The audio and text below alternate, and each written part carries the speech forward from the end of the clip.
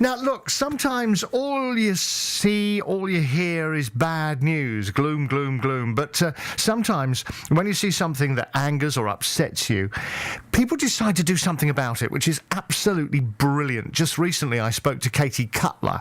Now, Katie raised over £300,000 for pensioner Alan Barnes, who was attacked outside his home. I was upset that anyone could hurt someone who was in Alan's position. He is obviously vulnerable. And I just thought, like, because he was scared to return back to his home, I thought, obviously, I read that he was having help from his sister Carol to find him a new home. Mm-hmm. So I thought, I'll set up a little fund, see if I can get £500, and just to go towards new carpets or a removal van, just anything really, just to help him out a little bit. You didn't think you'd buy him a whole home? No, I didn't. I'm so overjoyed. She was a lovely, lovely girl. At the end of January, 93-year-old Stanley Evans was robbed in the lobby of his tower block in Soho, central London. How would that affect your view of the world if that happened to you? How would that make you feel, the age of 93, to be attacked like this? And I believe the person involved in this got away with about £5 or something. Well, Shane Yerrell from Waltham Abbey decided to take a leaf out of Katie Cutler's book and raise money for Mr. Evans. And he came into the studio earlier today, and it was great to meet him. I asked him why he wanted to do what he did. Just from seeing what I see in the paper, there's certain things that hit you, and that was one of them. I just find it hard to believe that you can attack anyone, let alone a 93-year-old, as frail as he must be.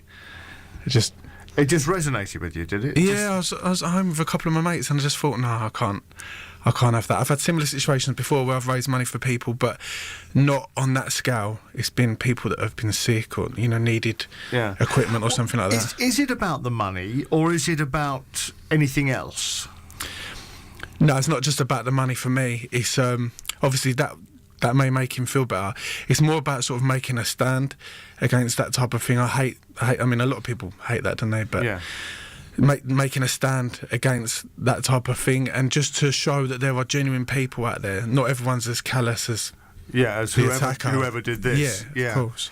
So, because there are things happening all the time, unfortunately, in our society now, and we hear about the bad things. But this one just got you because of the man himself, did it? A few things have got me before, and that's when I've done something about it, really. But this was one of them that stood out. I think mainly because of his age.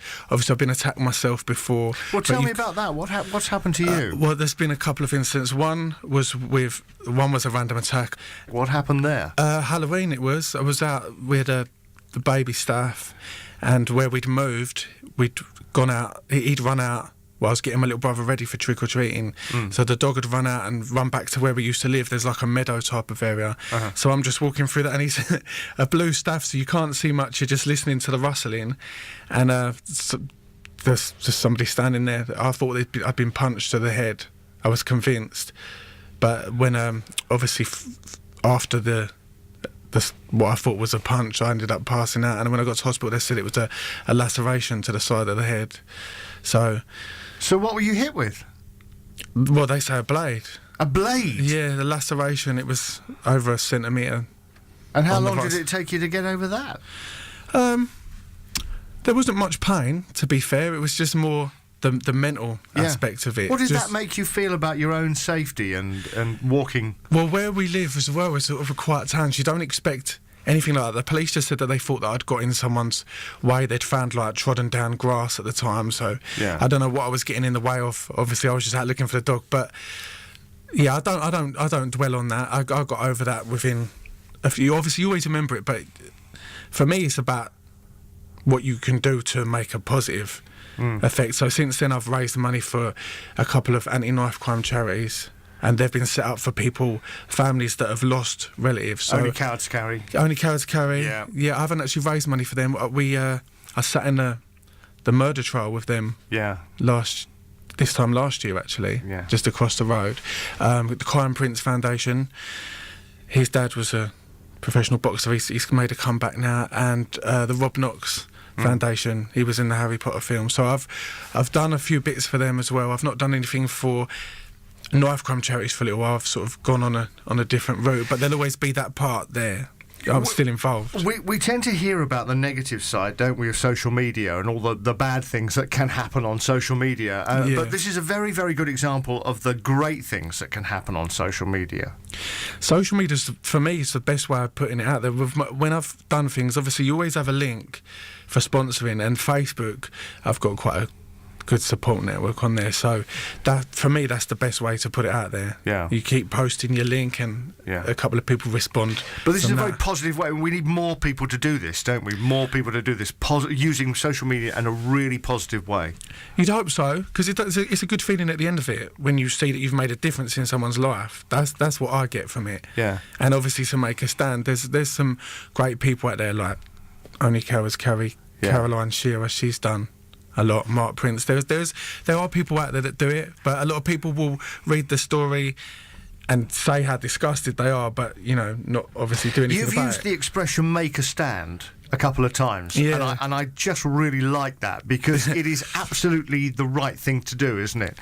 Because the decent people in our society, it is time that we made a stand, don't you think?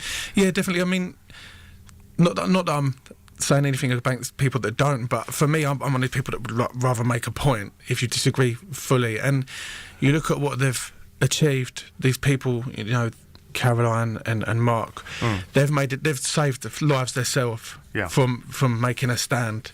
So really, you can make a difference. It's not, like I said, with what I'm doing here, it's not about the money, it's just making a stand and hopefully encourage someone else to do something. Right. How are you getting on with the money collection? How much did you set yourself as a target? I set it as 100, and I checked actually just before coming into the studio, it was at 95, so I'm quite So you're nearly there, are you? I'm nearly there, but don't stop now. Right.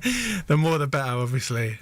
And so how can people, if they want to make a stand as well, and this is a way of just doing it in a little small way, isn't it, really? How do they get in touch with you and make a stand on this one? Well, there is a GoFundMe page, so it's GoFundMe.com, and then you've got /MMQKG, or I'm going to put it on my Twitter as well, which is Yerrell1608. I'm going to put the link up there as well. Okay, we'll put it on our Facebook and on yours as well. Yeah, so do it again, because that end bit's quite complicated, isn't it? What is it? It's GoFundMe.com /MMQKG. How do you see because you are clearly a man who wants to make a difference in life. Yeah. How do you see your life going now? I don't know, like, people will come to me a lot when there's a situation going on, especially now I've done a few things. People always say, can you help me with this?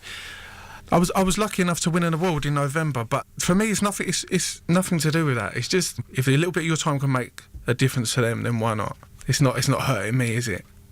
It's the satisfaction at the end that you get when you meet the families and they message you, and a lot of them I'm still in touch with, and they'll say, oh, you've really helped me out, or what you've done's made a difference, it's contributed to this or that.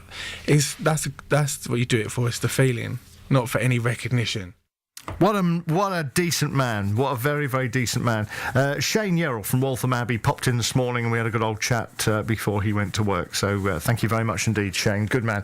I will read that out again, by the way, the contact details, just in case you want to go on and contribute yourself, because you know the story. 93-year-old man mugged outside his own house. How would that make you feel? I know what it would do to me.